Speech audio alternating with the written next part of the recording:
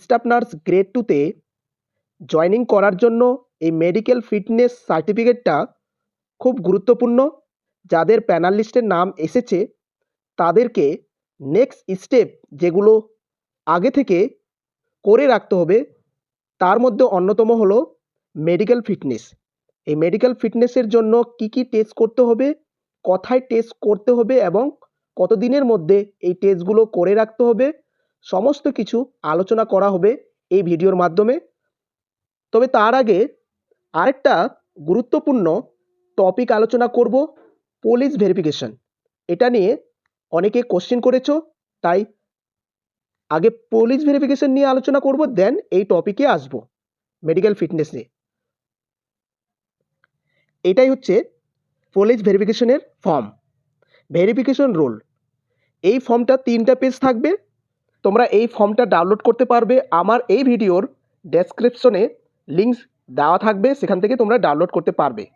এবার কথা হচ্ছে এই ফর্মটা কবে আমাদের কাজে লাগবে এবং এই ফর্মটা কিভাবে আমরা ফিল আপ করবো। ফার্স্ট যে পয়েন্টটা বলবো মনে রাখবে, আমি যে কথাগুলো বলছি খুব ইম্পর্ট্যান্ট কথা। এই ফর্মটা ফিল আপ করার আগে দেখো, ফিল আপ কিন্তু যে কেউ করতে পারবে, সহজ লেখা আছে, নেম ইন ফুল, তোমার নাম এখানে বলেছে, তারপরে হচ্ছে তুমি কোন পোস্টে সার্ভিস করছো তার নাম এখানে, এইগুলো কিন্তু ফিল আপ করতে পারবে। কিন্তু এখানে কয়েকটা ইম্পর্টেন্ট কথা বলার আছে। এই ফর্মটা ফিল আপ করার আগে তোমাকে ভালো করে জানতে হবে। আর এই ফর্মটা যেহেতু তোমরা ফার্স্ট টাইম ফিল আপ করছো, তার জন্য বলবো তোমাদের সিনিয়রদের কাছে পরামর্শ নিয়ে ফর্মটা ফিল আপ করবে। কেন? 2 থেকে 3টা জায়গায় খুব ইম্পর্টেন্ট আছে। লেখাগুলো সহজ, মানে তোমরা যখন ফিল আপ করবে উপরে হেডলাইন দেখে তোমরা কিন্তু ফিল আপটা করবে, এটা কিন্তু সহজ।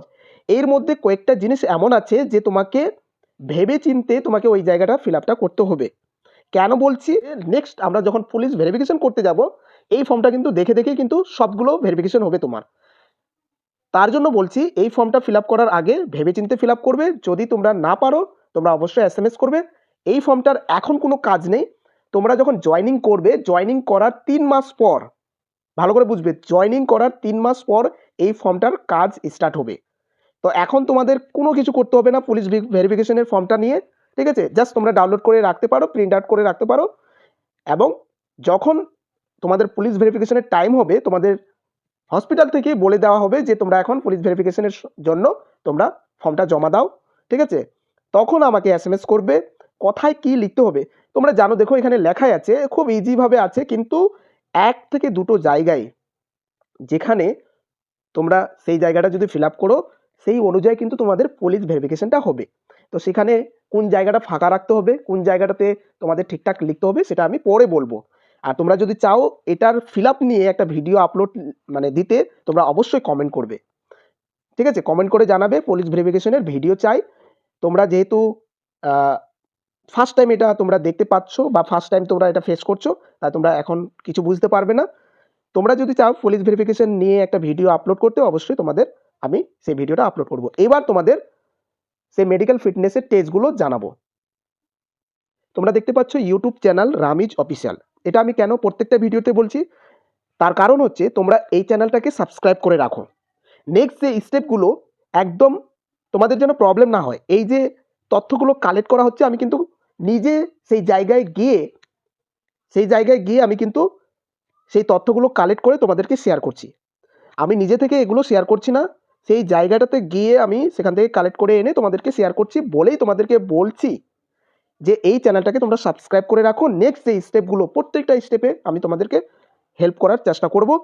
চলো, এখানে লেখা আছে staff nurse grade 2 test regarding medical fitness. তোমাদের যে টেস্টগুলো করতে বলবে বা তোমাদের যে টেস্টগুলো করতে হবে সেগুলো নোটিশ সব জায়গায় দেওয়া হয়ে গেছে, সেখান থেকে কালেক্ট করে তোমাদেরকে শেয়ার করছি। 1 নম্বর ইউরিন আরি। তোমরা সবাই জানো যে টেস্টগুলো লেখা আছে, এগুলো তোমরা দেখে নাও, ঠিক আছে? ইউরিন আরি তোমাদেরকে টেস্ট করতে হবে, ঠিক আছে? আর ব্লাড আরি, যেটাকে বলে রুটিন এক্সামিনেশন, ঠিক আছে? এটা তোমাদেরকে টেস্ট করতে হবে। 3 নম্বর পয়েন্টটা দেখো, ব্লাড সুগার ফাস্টিং পিপি, ঠিক আছে? এটা তোমাদেরকে টেস্ট করতে হবে। ইসিজি এটা তোমাদের করতে হবে।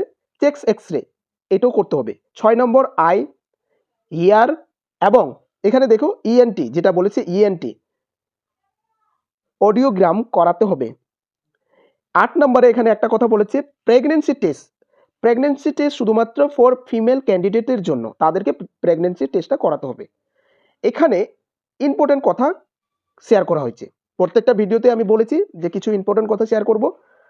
এখানে বলেছে হাসপাতালের ওপিডি টিকিটে অবশ্যই ভালো করে মনে রাখবে, হাসপাতালে, ঠিক আছে, তোমরা হসপিটালে যাবে, সেখানে 2 টাকা দিয়ে টিকিট কাটবে ওপিডিতে। 2 টাকা দিয়ে টিকিট কাটার পরে ওপিডিতে যাবে, ঠিক আছে, আই ডিপার্টমেন্টে যাবে। এখানে বলেছে 1 নম্বর আই ডিপার্টমেন্টে তোমরা দেখাবে, ইএনটি ডিপার্টমেন্টে দেখাবে, সার্জিক্যাল ডিপার্টমেন্টে দেখাবে, দেন তোমাদেরকে ফিজিশিয়ান ডিপার্টমেন্টে দেখাতে হবে লাস্টে। ওকে, লাস্টে।